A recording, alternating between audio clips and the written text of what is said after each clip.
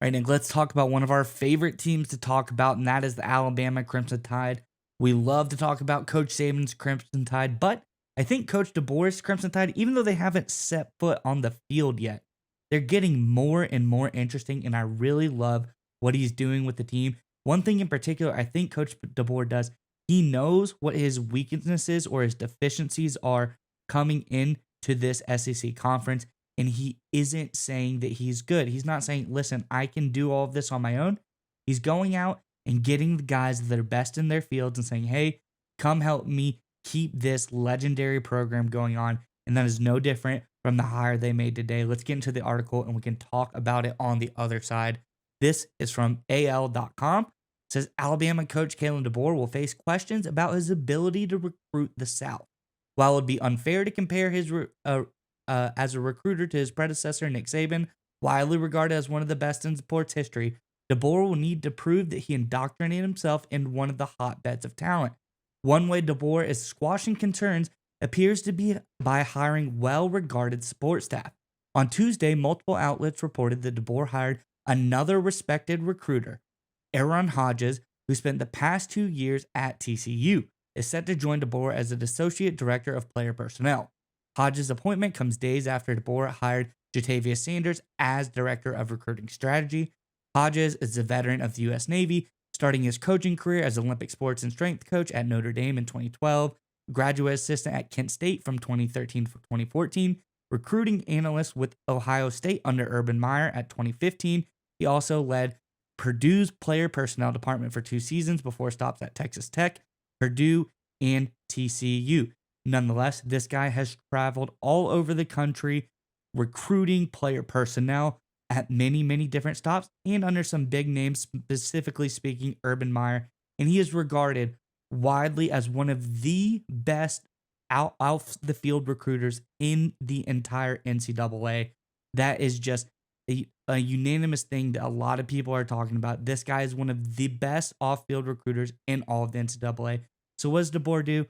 He realizes, hey, people are going to say, I'm going to need help in the recruiting department. That was what Nick Saban did the best. I'm not going to be able to compare. But if I hire a couple guys to come help me out, 2 guys really getting a brain trust of recruiting prowess going, we can try to at least compare to what he was able to do. And I think that is brilliant.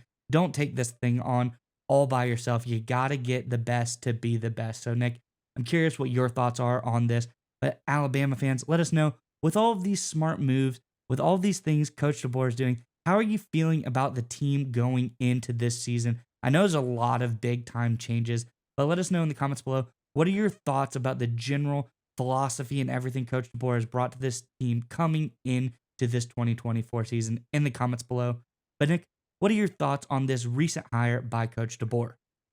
It's one of those things that's kind of not really focused on when you have a new coach who's not from the area come into a new program. And a lot of coaches really, they just kind of bring their own guys over and they really struggle in the recruiting department. But it kind of reminds me a little bit of the story of when Bear Bryant first arrived, not at Alabama, but at Texas A&M.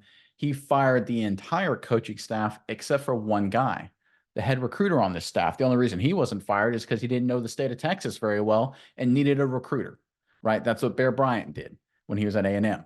Nick Saban, years and years and years later, when he shows up at Tuscaloosa, did very much the same. He kept on a lot of assistants and actually brought in, I think he spent a lot of money bringing in some assistants and developing and cultivating relationships with high school coaches in the Alabama and Louisiana area to making sure he can build that recruiting pipeline.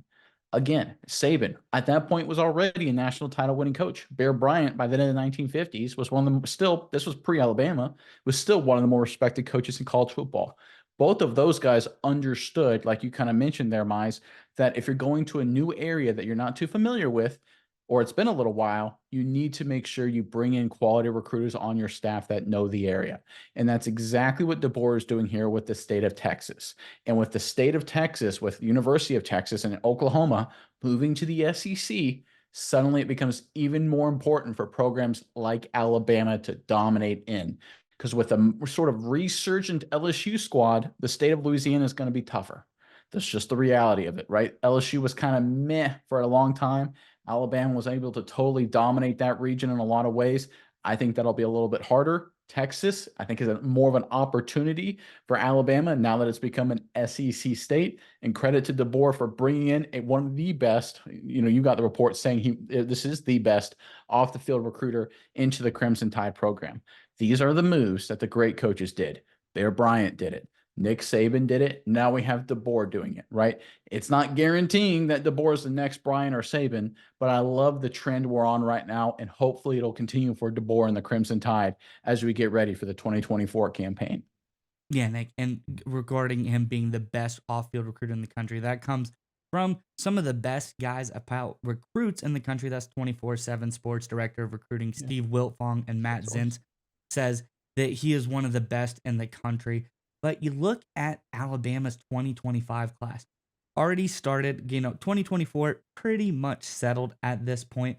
There's a little bit more that can happen, but that one's in the books. So we're looking towards the future, what they're able to do, what Hodge is able to bring to the table. Starting out pretty light. A guy from Alabama, a guy from Florida. Not a whole lot to it this early on.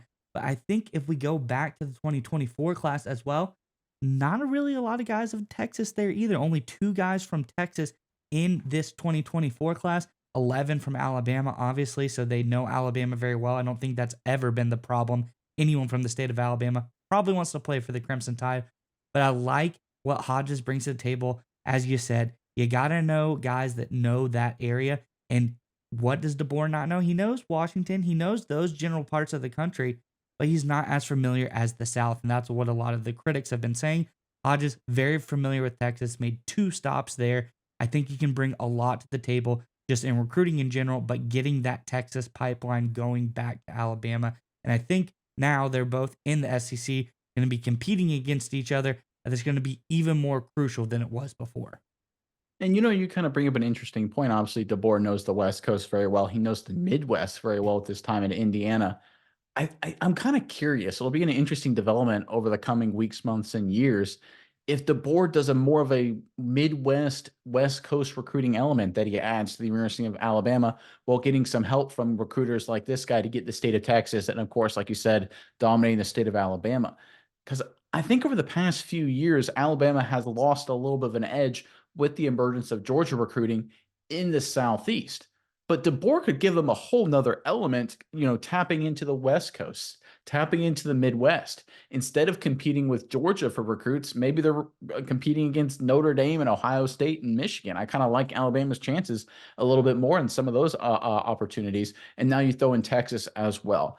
One thing that's for certain right now, DeBoer has a plan. Like you mentioned, he understands his deficiencies. He's addressing them. He's got a strategy for the Crimson Tide going forward. And I think right now, the momentum and energy behind Alabama is kind of quietly building. And we'll see how 2024 goes. But I have no doubts that in terms of the long term, the Alabama Crimson Tide will be fine as one of the top contenders in college football.